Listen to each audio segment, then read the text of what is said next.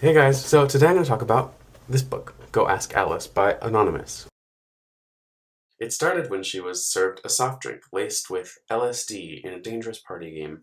Within months, she was hooked, trapped in a downward spiral that took her from her comfortable home and loving family to the mean streets of an unforgiving city. It was a journey that would rob her of her innocence, her youth, and ultimately her life.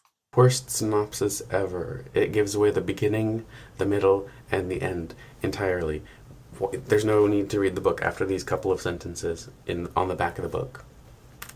Just read that and you'll get the story. Now, as I was reading it, I was pretty sure that it wasn't an actual diary by an actual girl. Nobody talks like this. It sounds to me like some middle-aged woman trying to sound like a kid and failing miserably. And this was confirmed when I read the next part, the preview to Jay's journal, which has the same themes of Christianity, drugs, same writing style almost exactly, with a bunch of ellipses, repeating words, searching, more and more and more. These aren't diaries by real kids. Looking further into it, I found out that it was some lady named Beatrice or whatever. She claims that she edited these diaries that are real, but actually there are around 12, I think, diaries that she's edited, and they all have the same themes and the same writing style, so I'm not buying it. Some of the things in this book did affect me, and they kind of freaked me out. By the time I was on page 50, I was into the book and I was liking it. I took a bath and decided I would just sit through and read the entire thing, finish it in one day. The reasons why I wouldn't recommend this or read this again, the themes that kind of seemed very contrived for the purpose of having morals or trying to demonize people who use drugs or people who are gay. So here's a quote from the book. This is page 62 to 63 on October 18th. "If there were medals and prizes for stupidity and gullibleness, I certainly would receive the half-assed one. Chris and I walked into Richie and Ted's apartment to find the bastards stoned and making love to each other. No wonder Richie Bitchy wanted so little to do with me. Here I am peddling drugs for a low-class queer whose dad probably isn't sick at all."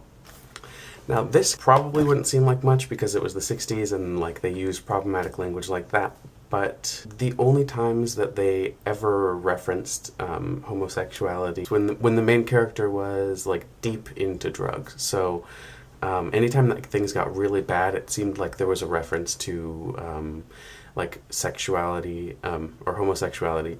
She questioned her sexuality a couple times, but it was only when she was deep into drugs, and there was a rape, which was only when she was really deep into drugs.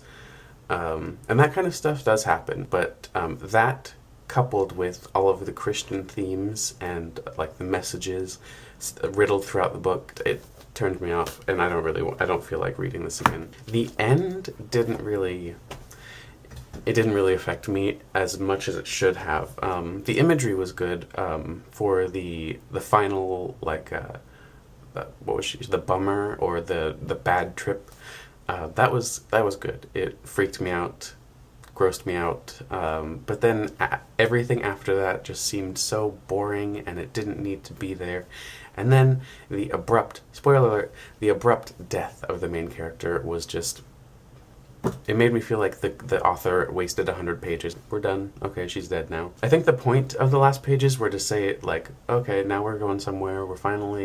We have our life together. Yay, we're finally Christian again and praying every night. And awesome, I have a boyfriend and I'm not interested in girls at all. And then all of that together was supposed to be like, oh, but actually, she's still struggling with drugs and she died.